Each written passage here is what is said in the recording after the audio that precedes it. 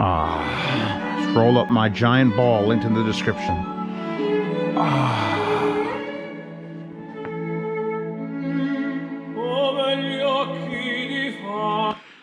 Andrea Bocelli. Hi. And I'm here to review a product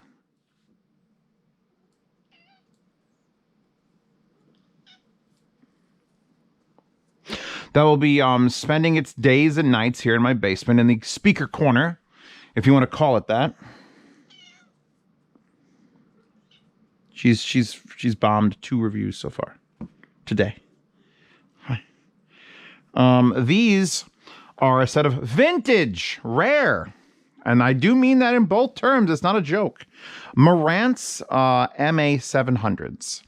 And these are 1990s vintage. Yes, that's vintage. People keep complaining, no, 70s is vintage, bro. No. It's 2021. 90s is at least 22 years ago. That makes it vintage. Not an antique, but just vintage.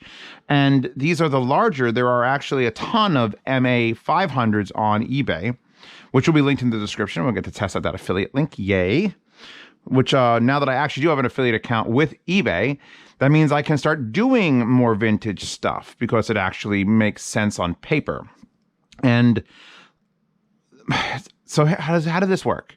My friend Turismo King, who you see on my streams sometimes, is obsessed with vintage audio, vintage clips. She's like, vintage. And he found a couple sets of these. And he sold one, and I don't mean he sold it. I mean, he literally found it and convinced my other friend, to buy them. And they were completely original, 100% stock, and my friend loves them. What are you doing, stink bug?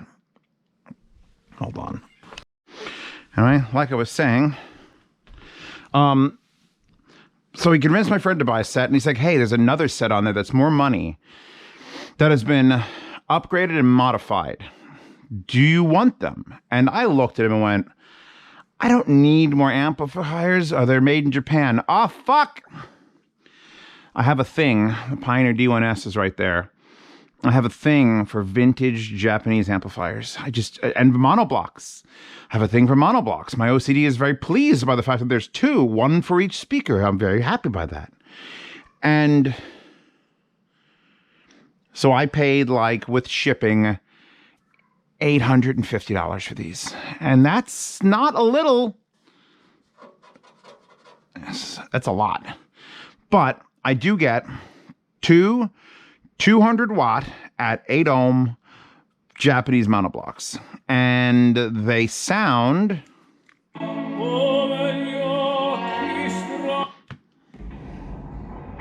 Ooh, 9 Inch Nails Reptile.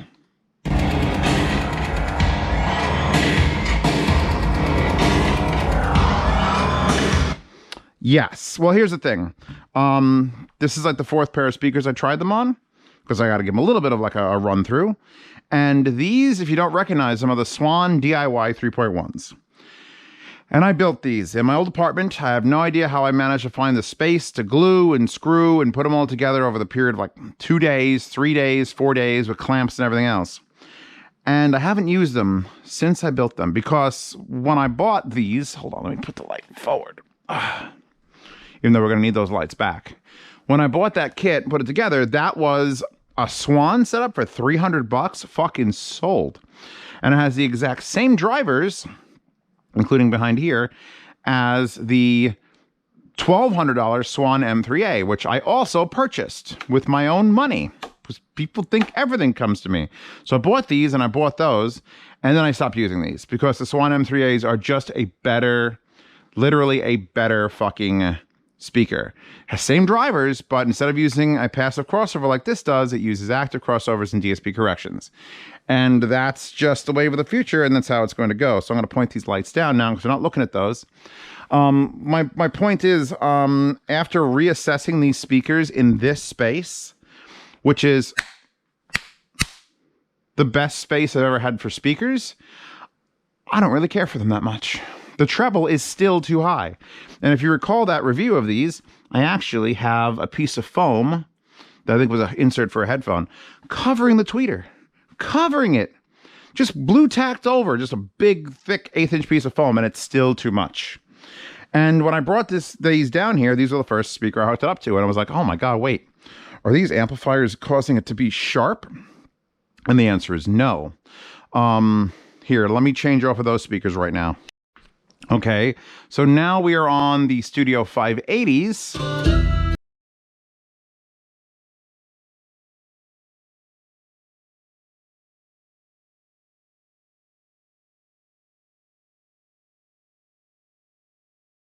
Ending theme because copyright, and there's no discrepancy in the frequency response. So I was like, oh my God.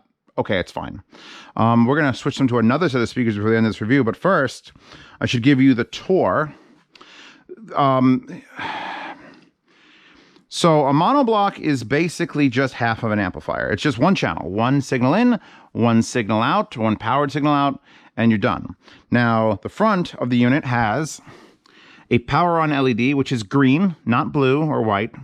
A standby LED, which I think is probably red. The only way to get into standby is to leave it running.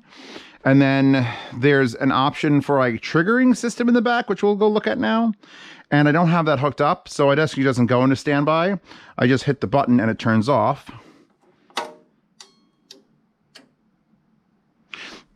Three clicks.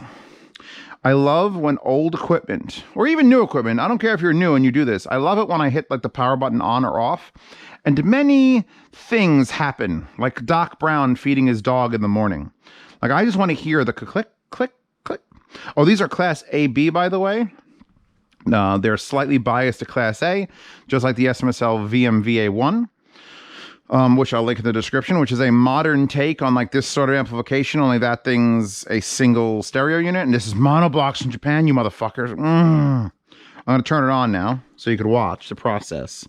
So power on standby, power button, a big clicky fucker. I'm just going to wait here for a while that blinks. Oh, and now she's ready to go. So she's got a nice self-diagnostic cycle and goes click. Can I stand this up without ruining everything? I probably can. We're on a soft mat. All the weight's in the back, and you'll see why when I get to that one, which I've removed the top. So here's the modification. This is a removable power cord.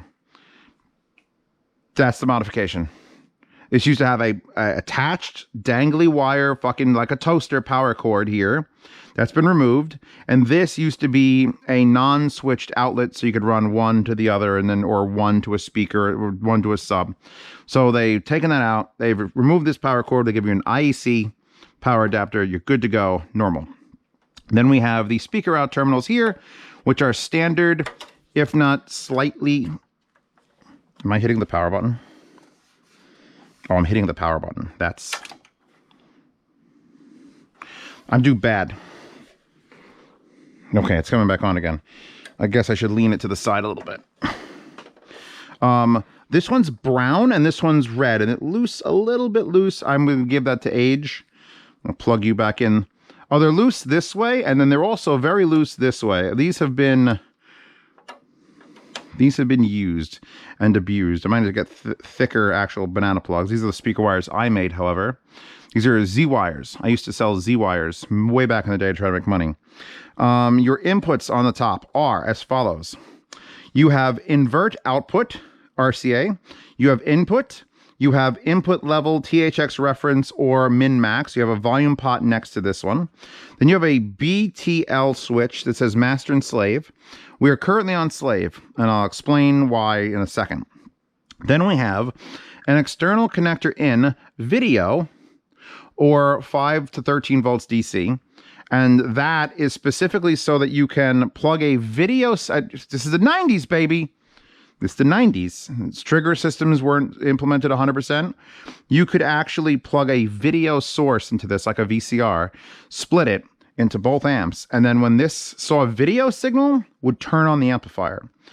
That's one of the reasons it doesn't go into standby, because I don't think I'm going to be able to do that. However, if you want to switch it to use 5 to 13 volts DC, there is a way to do it, but it's not in the manual. You have to actually contact Marantz.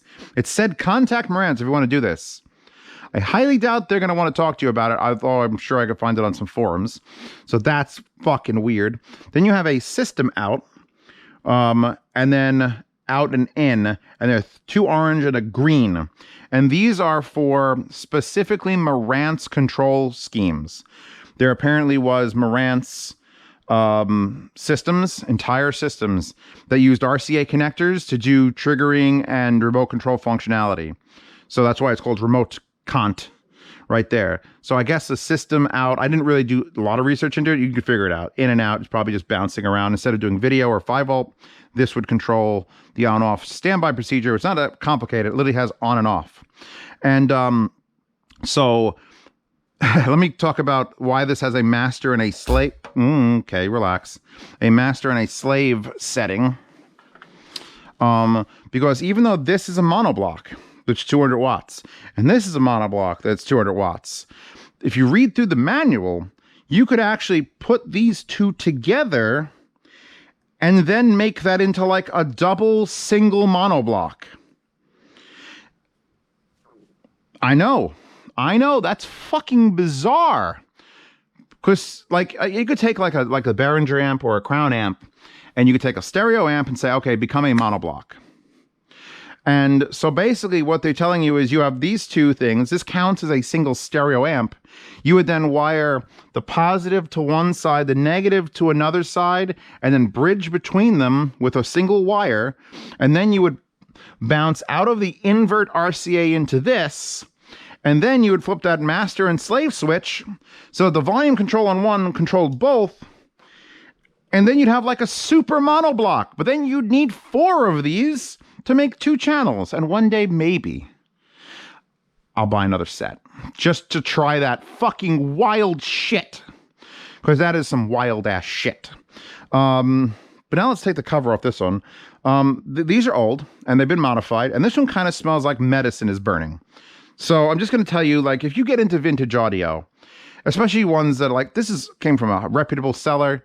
They work, they were tested. You got great pictures of them. You roll back up my ball. By the way, really comfortable thing, and it like strengthens your core muscles. Z reviews is every other day now, so I have to really like combine my efforts. So you could do like one of these, like building my core up. Oh, by the way, one of the funniest fucking things ever. It says mono amplifier MA700, and then here it says Lucasfilm THX Ultra. These say Lucasfilm on them. They're not responsible for the prequels. All right, I've had to take out 9 screws, but now, and I highly don't recommend you doing this while it has power going to it. Let's see, where does it say? Serial number 0011, made in Japan. Factory code number 4300, blah, blah, blah, blah, blah. I might actually paint these. They're a little bit damaged and scratched, and I feel like that would be a cool project. I also have to figure out how I'm going to do, because I have the Tasseritis devices monoblock tubes, and now I have these monoblocks, and I want to eliminate this thing from like floating in the middle and blocking the waifus when I'm sitting down. Startlingly bad. And so I think I'm going to probably take my IKEA rolling cabinets. I have like 3 of them down here now, and just like fill them with monoblocks, roll them up, boom. Anyway, let's look on the inside of this, because actually I promise you, I unscrewed that, I took off the top, I put it right back on, and went, let's do the review. So let's look together. Big ass transformer, don't touch. Bad touch. Don't touch with 110 running through it and running. That's one of those things you just have to know. I can't identify most of the things in here because there's a little baby transformer down there. A big relay in the back. That's a power switch relay. We have got, there's the 110 line coming in. You can see where they changed it out. Decent job. It doesn't look like that hard a thing to do at all. ACCORD, a cord. Trans and a cord and fuse. There is a fuse in line. These are a little dirty. These caps changed out. I want to touch things, but I don't want to touch things. So this side has, if you look, the power button that's in front. This black bar, which is covered, something spilled in this. That's why it smells. That's why I opened this one. Something definitely ooey gooey. Should I taste it like Ace Ventura would? Got spilled in here at some point. This one does not have that problem on the label. So who knows, maybe some kid spilled soda or something.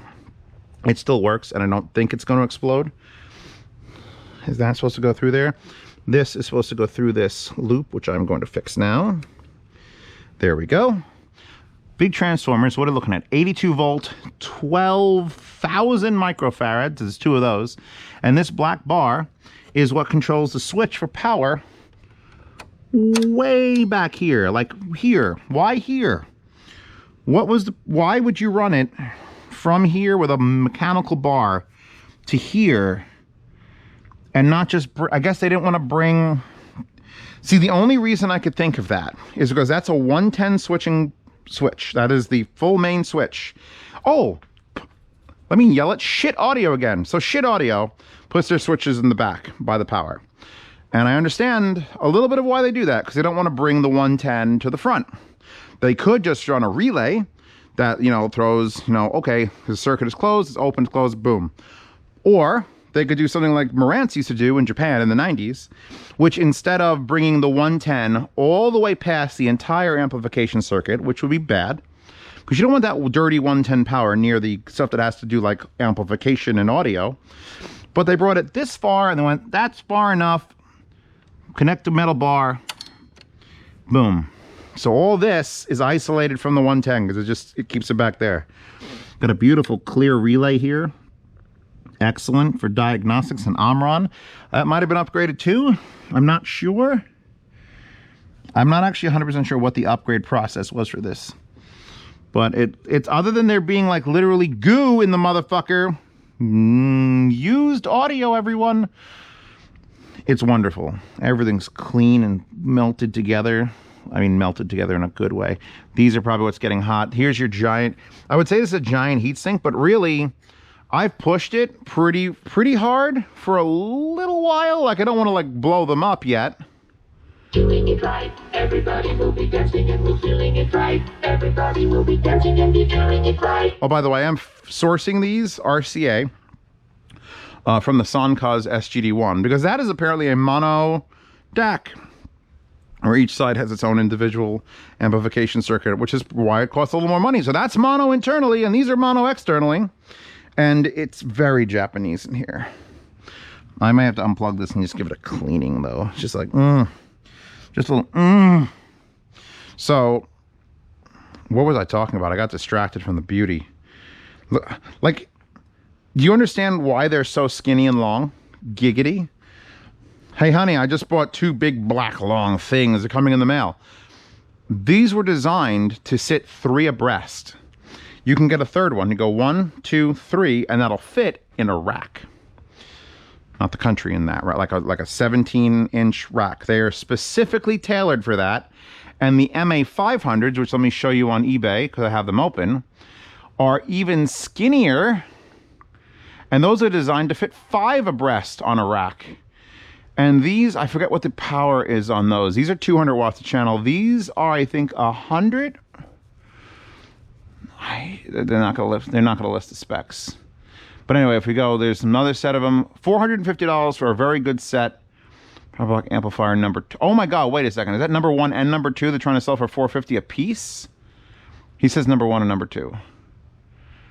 Tons of wear and scratches. Final sale, no refunds. Here's a pair for $288. And here's a pair for $450. And here's a vintage pair, an even more vintage pair of Marantz MonoBlocks. Look at this thing. MA5's $2,200.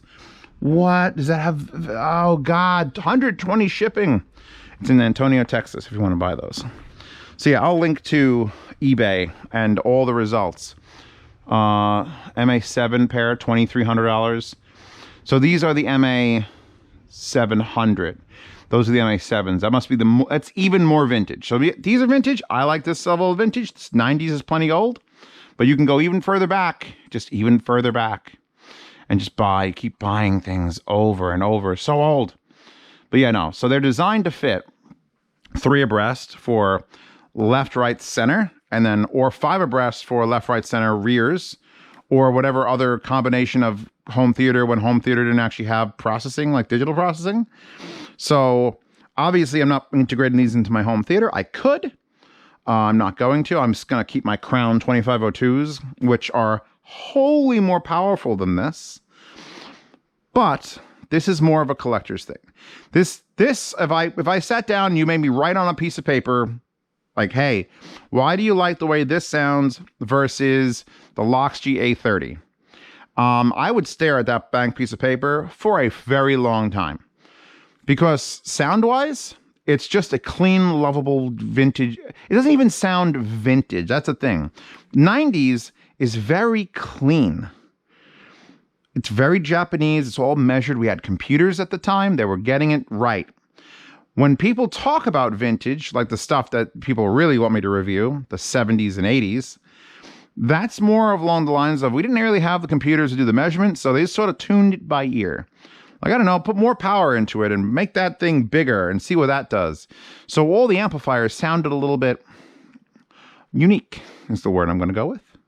And this is more along the lines of it sounds a little bit PlayStation 1. Was PlayStation 1 in the 90s? It was, right? Yeah, okay. These are PlayStation 1 level. We're talking about Atari level stuff. It's the stuff that like, oh, I don't know. Did you measure it? I didn't measure it. What's measuring? So if you're looking for an amplifier like this, you can pretty much be assured, A, it's newer, so it's going to have a little less wear on the components that haven't been changed. Like there's a fuck ton of capacitors on here, and capacitors leak and bubble and bad news. And if you wanted to have an amp like this refurbished, it'd probably cost you about the exact same amount of money it takes to buy them, or more. Air conditioner coming on. So what I purchased them for is strictly for use here in the system. I wanted monoblocks that weren't Class D, which the only thing you could look for now is getting either a 70-pound pair of Emotivas, because Emotiva's got Class essentially D stuff that is a literally blade like this, running in a big box. It's like, I don't want that. I want something, you know, old school monoblock, and you literally can't get you know what? I guess those Marantz old ones that are $2,200 for the pair, those might be the oldest monoblocks I've seen. Because there's a lot of vintage stereo receivers and stereo amplifiers, like my father's Spec 2, which is over there, which has to get refixed because it fucks up and throws a protection light. But I'm trying to think, like, when we're not commercial, but consumer monoblocks a thing. Someone watching this who's like, why are there giant anime titties on the screen? Knows the reason why, or knows the exact history of when monoblocks started, why they started, and what brought them to, because you can just put all this in one box. That my Pioneer D1 VSX D1S there is essentially 130 watts per channel, and it has the whole fancy fucking surround decoder thing going on, and a good preamp and a bunch of inputs and tuners. And this is just the power section. In fact, this looks identical to the heatsink that's in that Pioneer, in the vintage Japanese 90s thing. How do I put this so that it doesn't offend people? I like this level of vintage because it's still technically comparable and yet still smells like medicine burning. It's not quite going full dick into vinyl. Like, vinyl is vintage. When you get vintage vinyl, it's vintage vinyl. This is like digital recordings of vinyl, so they never get scratched anymore. It's like, yeah, this is still clean. This is still measurably clean. Cleaner than most things you can just buy at a store right now. And it doesn't have the limitations of Class D, like even the crowns. If you get a smaller crown and you push it to its limits, you get distortion. Up to, 2, 3, 10%. Distortion numbers on these is like 0.001 or 0.02, which is like worst case scenario. Like you've cranked it up to 1,000,000, you drop this in a bucket of water, your distortion is 0.02. So it was working on numbers. They knew what the numbers were. They had the computers to test at the measurement rigs. So these are excellent little amplifiers. $800? If I bought a stereo amplifier for $800 and then I broke it in half, that's $400 a piece. Boom, here we go. So yeah, that's basically, I don't know what else I'm going to tell you other than expect to see these in use. I would probably take the VSX D1S, put it over there or put it somewhere else, or leave it here. I like using it for speakers here, but now that I have these, and I'm probably going to feed these with source like I'm feeding that with source, so I'm really just using that for the amplification anyway. But then we could just, Oh, one more pair of speakers. I promise you all one more pair of speakers I was going to put on. Hold on.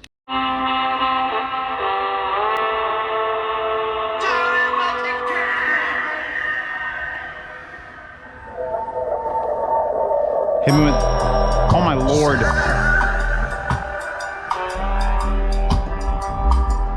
We're pushing those a bit, but those are the RB42s. I have to keep reminding people, buy RB42s. They're $150 a pair. They're glorious, little 4-inch. No one who's gotten them has told me, ever. Yeah, I didn't really like them. They didn't do like I asked. And they do need power. It's not it's no joke. Like, but if you get them just right, how are these speakers so fucking good? Next track.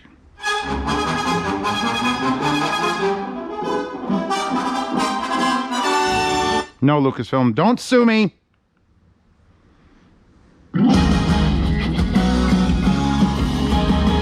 By the way, I have them on sound rise stands in baby blue on top of the Doom stacks. And I put them sideways just because the tweeter and driver are so close together, it really doesn't matter.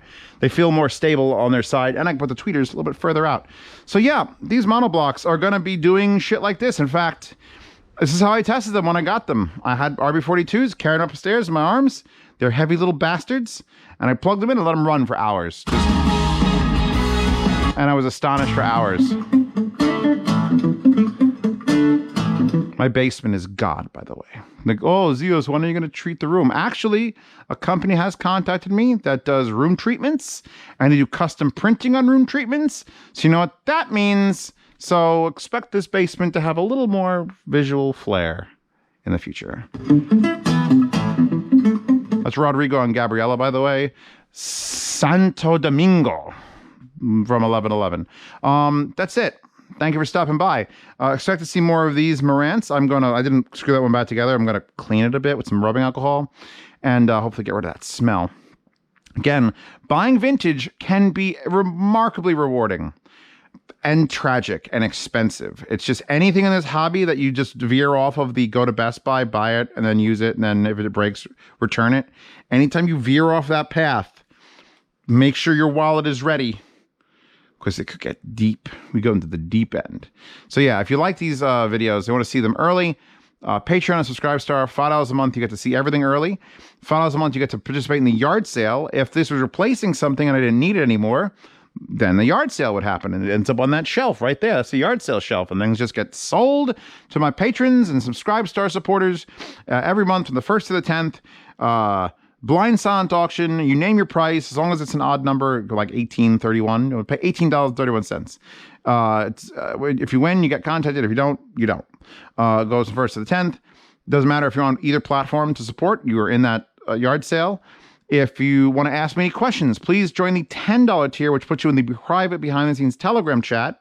So if you don't use Telegram, I highly recommend Telegram. I have my entire family on Telegram, all my friends, all my pornography, all my waifus. Most of the wallpapers come from random anime channels on Telegram.